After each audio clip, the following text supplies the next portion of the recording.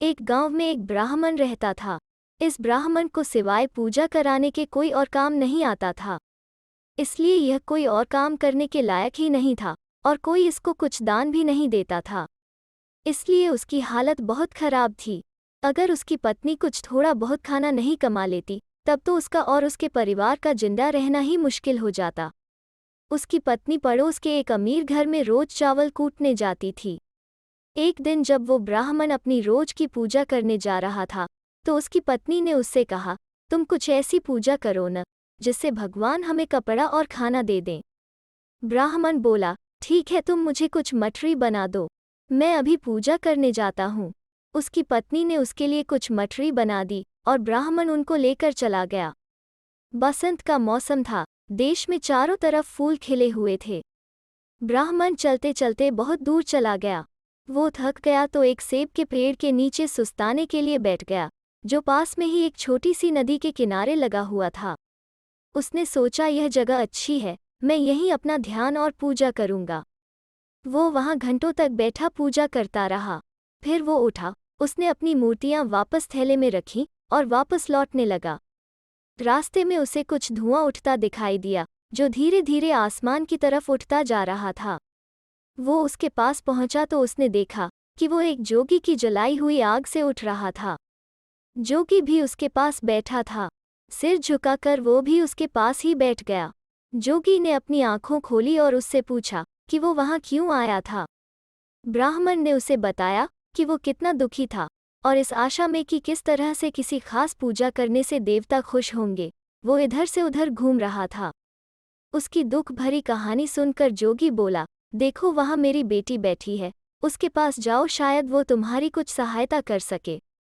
ब्राह्मण को यह बात बड़ी अजीब सी लगी, फिर भी वो उसकी बेटी के पास गया और जो उसने जोगी से कहा था वही उससे भी जाकर कह दिया। लड़की उसका दुख भरा हाल सुनकर बहुत दुखी हुई और बहुत जोर से रो पड़ी। आंसू उसके गालों से बह बहकर नीचे गिरने लगे।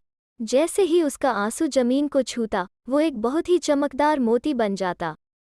उसने उससे कहा, ले लो इनको, ये सब तुम्हारे हैं। यह कहकर वो हंस पड़ी तो उसके मुंह से सोने के फूल झड़ पड़े।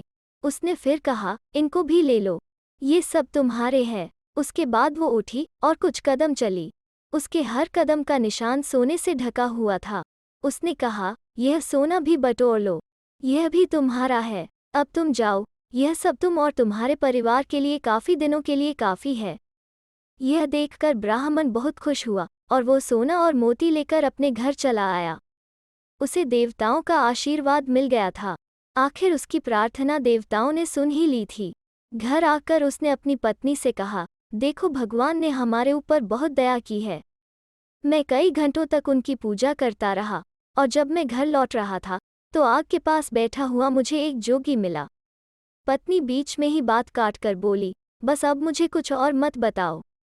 मुझे मालूम है कि तुम सच नहीं बोल रहे हो। तुमने ये इतनी सारी चीजें कहीं से चोरी से ली हैं। मैं तुम्हारा बिल्कुल भी विश्वास नहीं करने वाली जब तक तुम ये सब बातें राजा को नहीं बताने वाले।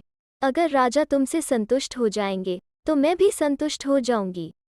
यह देखकर कि वो अपने कहे पर अड़ी हुई थी, ब्राह्मण ने मोती और सोना उठाया और राजा के पास चल दिया और उसको बताया कि किस तरह से उसने इसे पाया था।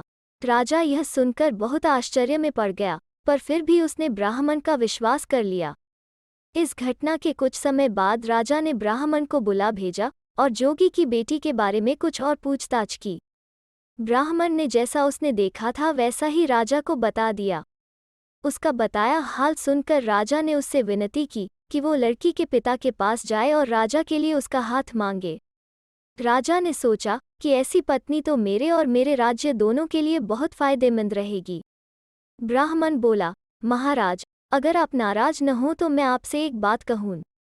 अगर जोगी इस बात पर मुझसे नाराज हो गए और उन्होंने मुझे शाप दे दिया तो? राजा बोला, इससे मुझे कोई मतलब नहीं।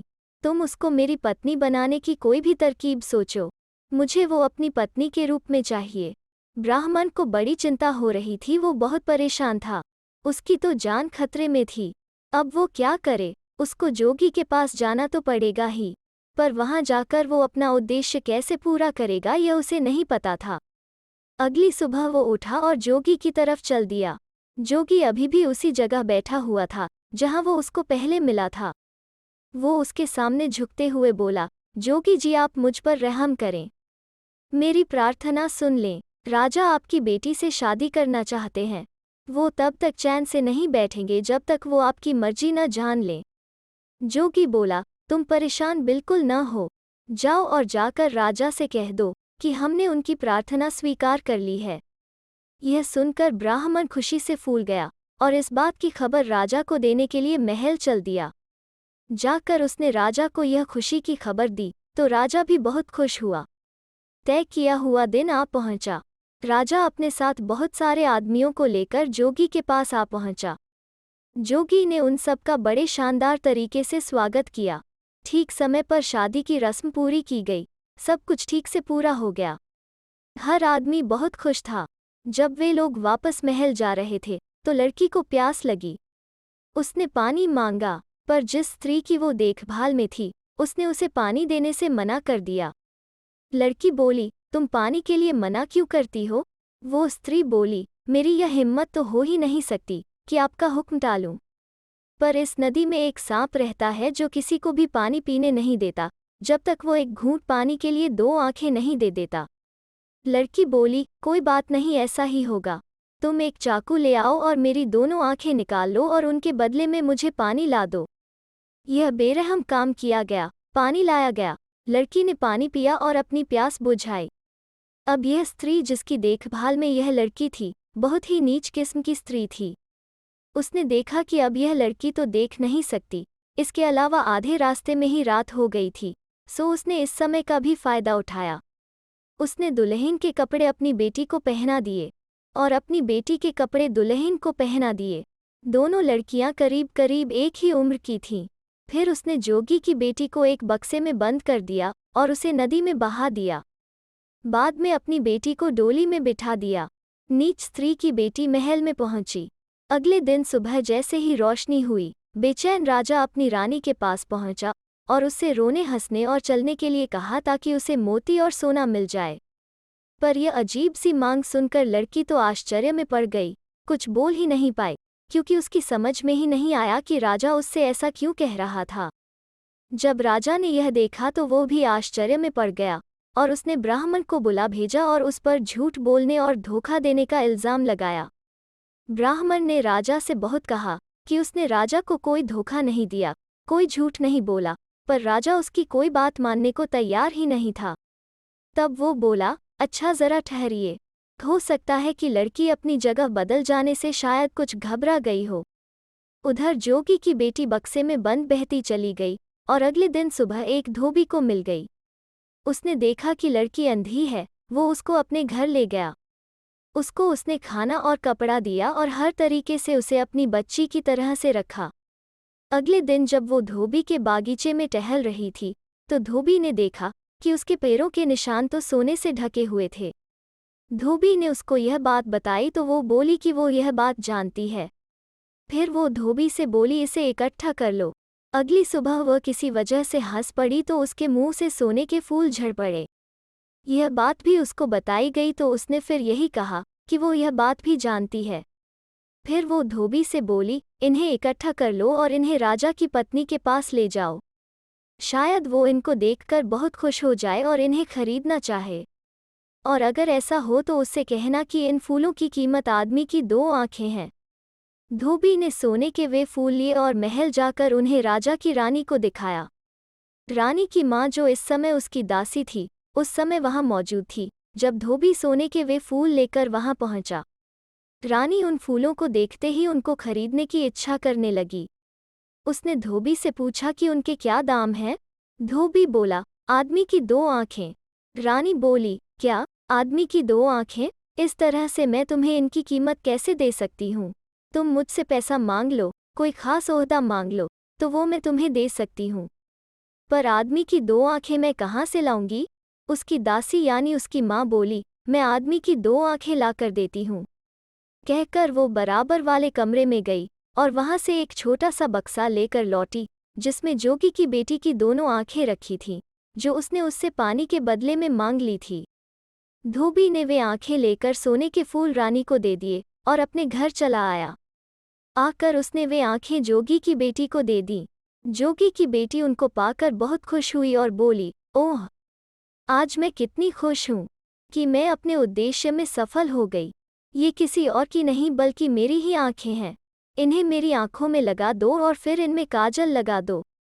धोबी ने ऐसा ही किया तो उस लड़की की आंखों की रोशनी पहले जैसी ही वापस आ गई। एक दिन शाम को जब राजा अपनी रानी से मिलने आया तो उसकी चालाक माँ यानी उसकी दासी ने राजा को सोने के फूल दिखाए और झूठ बोला कि वे रानी ने पैदा किए थे। राजा यह सुनकर बहुत खुश हुआ और उसने रानी को और उसकी दासी को बहुत सारी भेंटें दी। उसने सोचा अब मैं बहुत ज़्यादा अमीर हो जाऊंगा। इसके बाद हफ्तों गुजर गए। रानी ने उसके बाद फिर कुछ और पैदा नहीं किया, पर जोगी की बेटी जब भी जैसा भी मौका होता कुछ न कुछ रोज ही पैदा करती रहती। कभी सोना, कभी मोती, कभी सोने के फूल। इस तरह धीरे धीरे धोबी फिर बहुत अमीर हो गया। उसके अचानक अमीर होने की कहानियां फिर धीरे धीरे शहर भर में फैल गईं। ये कहानियां राजा के पास भी पहुंची तो उसने धोबी को बुलाया और उससे पूछा कि इतने कम समय में उसको इतना सारा पैसा कहाँ से मिल गया। धोबी यह सुनकर डर गया और उसने राजा को सब कुछ सच सच बता दिया। वो बोला, महाराज, जोगी की बेटी को, जो कि आपकी पत्नी है, आपकी शादी के दिन जिस दासी की देखभाल में थी, उसने उसे बड़ी बेरहमी से धोखा दिया है। उस दिन उसने थोड़े से पानी के लिए उसकी आंखें निकाल लीं और जब वो अंधी हो गई और उसने यह देखा कि अब उसे कुछ पता नहीं चलेगा, उसने उसके कपड़े उतार कर अपनी बेटी को पहना दिए और उसे आपकी रानी बना दिया। जोगी की अंधी बेटी को एक बक्से में बंद करके उसने नदी में बहा दिया। डोली उसकी अपनी बेटी को लेकर महल पहुंची और बक्सा जोगी की बेटी को लेकर मेरे घर पहुंचा। जल्दी ही मुझे जोगी की बेटी के गुणों का पता चल गया। जब भी वो रोती या हंसती या चलती तो मोतियों, सोने के फूलों और सोने के ढेर लग जाते। एक बार उसके कहने पर मैं सोने के कुछ फूल रानी जी के पास लेकर आया और जब उन्होंने वे खरीदने चाहे तो मैंने उनकी कीमत आदमी की 2 आंखें मांगी। रानी की माँ यानी वो नीच स्त्री वहीं खड़ी थी। उसने मुझे वे आंखें ला कर दी। वे आंखें जोगी की बेटी की थीं। मैं उन्हें लेकर वहां से चला आया। घर आकर मैंने वे आंखें जोगी की बेटी को दी तो उसने तुरंत ही उनको अपनी आंखों में लगा लिया। फिर काजल लगाने के बाद वो उन आंखों से ठीक से देखने लगी। राजा बोला, जाओ और तुरंत ही जोगी की बेटी को लेकर आओ। मुझे धोखा दिया गया है। धोबी जोगी की बेटी को लेकर राजा के पास आ गया तो राजा ने उससे सारा हाल बताने के लिए कहा। जब उसने वही हाल उसके मुंह से सुना जो धोबी ने उसे बताया था तो उसे विश्वास हो गया कि वो सब सच था। तुरंत ही उसने उस नीच दासी और उसकी बेवकूफ़ बेटी को मारने का हुक्म दे दिया। धोबी और ब्राह्मण को ऊंचा ओहदा दे दिया गया। उसके बाद से जोगी की बेटी हंसी खुशी राजा के साथ रहने लगी। तो दोस्तों, कैसी लगी आज की लोककथा? अगर अच्छी लगी तो लाइक और शेयर करें और चैनल को सब्सक्राइब करना ना भूलें। फिर मिलते हैं एक नई लोककथा पर।